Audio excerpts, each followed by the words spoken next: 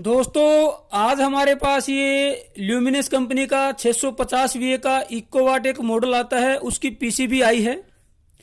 Complete inverter नहीं आया है, सिर्फ उसकी पीसीबी हमारे पास भेजी गई है। इसको यहाँ पे हम रिपेयर करेंगे। प्रॉब्लम क्या थी इसमें कि इसके दो चैनल के मोस्फेट बस्ट थे। ये वाला चैनल और ठीक इसके पीछे आमने सामने वाले जो दो चैनल हैं, इन दोनों चैनल के मोस्फेट यहाँ पे बस्ट थे, फटे हुए थे, खराब थे, शॉर्ट थे। हमने मोस्फेट यहाँ पे चेंज कर दिए। मोस्फेट का नंबर था P105। मोस्फेट चेंज करने के बाद हमें यहाँ पे दोनों तरफ एक एक दो दो ट्रांजिस्टर जो होते हैं वो भी शॉर्ट थे, वो भी हमने यहाँ पे चेंज कर दिए। ट्रांजिस्टर भी चेंज कर दिए, मोस्फेट भी चेंज कर दिए। रेजिस्टेंस हमने यहाँ पे चेक कर ली।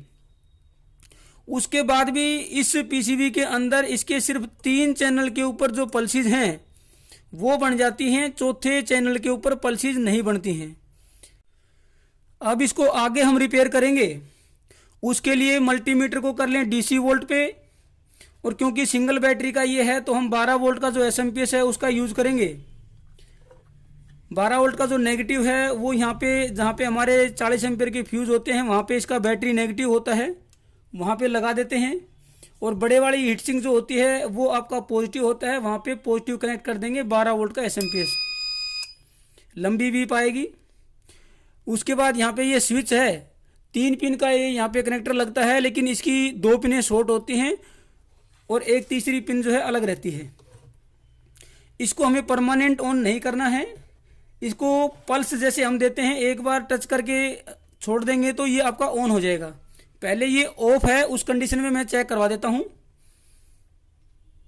ये आपका नेगेटिव यहां पे लगाते हैं, या डायरेक्ट भी आप इसको चेक कर सकते हैं। पहली और तीसरी लेग पे चेक करेंगे तो आपकी यहाँ पे गेट पल्स आपको आनी चाहिए नज़र। यहाँ पे भी गेट पल्स नहीं है, यहाँ पे भी गेट पल्स नहीं है, यानी कि अभी ये ऑन नहीं है। अब मैं इसको यहाँ पे इसकी जो 2 पिनें हैं उनको एक दूसरे से टच करता हूँ। 2 तो ऑलरेडी पहले से ही टच हैं, जो 2 टच हैं उसको तीसरी के साथ हम टच करेंगे। इतना ही टच करना है और छोड़ देना है। ये आपका ऑन हो गया है। 5.7 5.7 ये नीचे वाले गेट पल्स हैं। 5 5 5 5 इन दोनों पे 5-5 वोल्ट हैं, इस पे 5.6 है। और जो चौथा गेट पल्स है उस पे वोल्टेज आई हुई है 0.9 वोल्ट, जो कि यहाँ पे 5.6 वोल्ट आपको आनी चाहिए मल्टीमीटर को डीसी वोल्ट पे करने पर, जैसे कि हमारा इस वाले पे आई है 5.6। तो इन तीनों पे तो गेट पल्स है, इन दोनों पे 5-5 है, इस पे 5.6 है, इस पे भी 5.6 आनी चाहिए लेकिन नहीं आई है। अब क्या चेक करेंगे आप? अब चेक करने के लिए हम क्या करेंगे, मल्टीमीटर को डीसी पे रखते हैं और नेगेटिव यहाँ लगाते हैं जहाँ पे आपका बैटरी नेगेटिव होता है। इसके ऊपर आप देखेंगे तो 2 कैपेसिटर लगे होते हैं, 220 माइक्रोफैराड और 25 वोल्ट का एक ये है, और ठीक इसी तरीके से 220 माइक्रोफैराड और 25 वोल्ट का ये है। ये 2 कैपेसिटर हैं, ये बूट स्टेप कैपेसिटर हैं। यहाँ पे आपकी जो 12 वोल्ट है वो आपकी बूस्ट होके मिलती है, थोड़ी वोल्टेज ज़्यादा होके मिलती है, वो मैं आपको चेक करवा देता हूँ। ये नेगेटिव मैंने लगाया और आपका कैपेसिटर है दोस्तों यहाँ पे, ये नेगेटिव यहाँ से लेते हैं, कैपेसिटर पे चेक करेंगे। एक जो नेगेटिव पॉइंट है, नेगेटिव वाली जो लेग होती है कैपेसिटर की, उसके ऊपर लगभग 6 वोल्ट मिलेगी, और जो पॉजिटिव होती है उस पर लगभग 18 वोल्ट या 18 वोल्ट से ऊपर मिलेगी। और ठीक इसी तरीके से यहाँ पे भी होना चाहिए। ये देखिए 6 वोल्ट की बजाय यहाँ पे है 5.4 और 18 वोल्ट की बजाय यहाँ पे है 12.5। यानी कि ये जो आपका चैनल है इसको बूटस्ट्रैप जो वोल्टेज है, जो वोल्टेज बढ़ के मिलती है वो नहीं मिल रही है, इसलिए यहाँ पे जो गेट पल्स है वो पूरी नहीं है। यहाँ पे 0.9 यानी कि 1 वोल्ट है, जबकि आनी चाहिए 5.6। जितने यहाँ पे वोल्टेज कम है 18 से, कितनी, ये लगभग 13 के आसपास है, तो 5 वोल्ट। जो 5 वोल्ट की यहाँ पे डिफरेंस है वो 5 वोल्ट यहाँ पे आपको कम मिलेगी, क्योंकि यहाँ पे हमारे को 18 की जगह लगभग 13 वोल्ट मिली हुई है। तो जैसे ये बूटस्ट्रैप कैपेसिटर पे 18 वोल्ट बनेगी और ये आपका यहाँ पे ड्राइव पल्स भी पूरी बन जाएगी। अब क्या करेंगे, इसको मैं एक बार निकाल देता हूँ, क्योंकि मैंने इसको चेक कर लिया था। सिर्फ आप लोगों को समझाने के लिए मैं ये वीडियो बना रहा हूँ। ये रेजिस्टेंस तो आप नॉर्मली चेक कर लेते हैं, इसमें 1 ओम की रेजिस्टेंस है, 15 ओम की हैं। ये जो आपके 3F 2F 1F ये जो ट्रांजिस्टर होते हैं जो भी इसमें लगे हैं वो भी आप चेक करके चेंज कर सकते हैं। सबसे बड़ी बात है कि यहाँ पे एक डायोड लगा हुआ है दोस्तों, इसको डायोड मोड पे कर लेते हैं मल्टीमीटर को।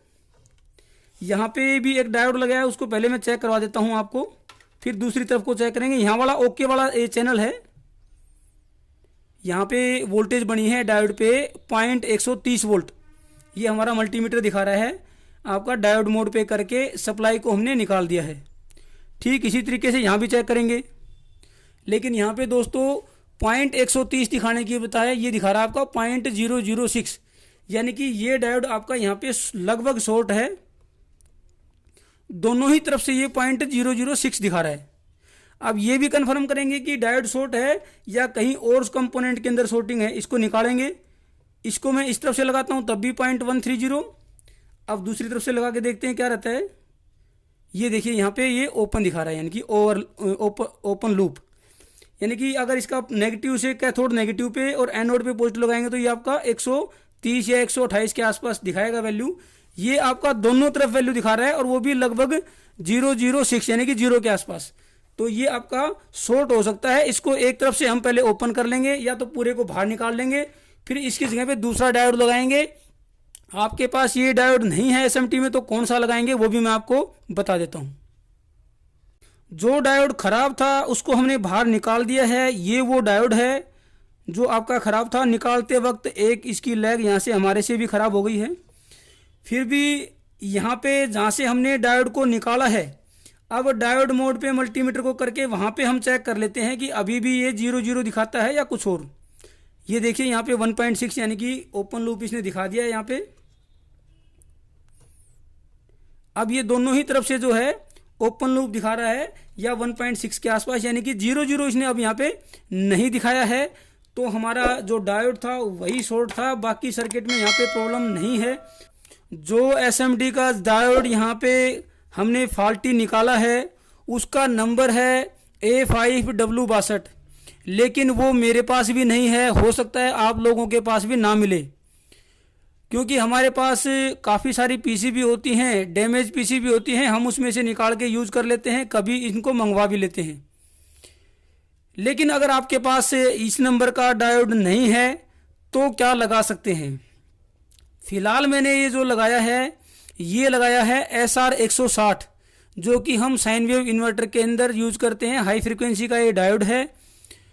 नॉर्मली इसको आप डायोड मोड पे चेक करेंगे तो 180 के आसपास ये दिखाएगा आपको। इसको हमने यहाँ पे लगा दिया है। आप इसकी जगह पे MBR 160 SR 160 भी लगा सकते हैं। इसको यहाँ पे हम लगा के पल्स भी चेक करेंगे। डायोड मोड पे हमने इसको कर लिया है। पहले ये जो 006 दिखाता था, अब देखते हैं क्या दिखाएगा। यहाँ पे 180 दिखाया दोस्तों इसने यहाँ पे। हालांकि हमारा इस तरफ का जो चैनल है उसका जो डायोड है वो 130-32 यहाँ पे दिखा रहा है। हो सकता है थोड़ी धीरे धीरे राइज हो, लेकिन ये हमारा 180 के आसपास यहाँ पे शो कर रहा है।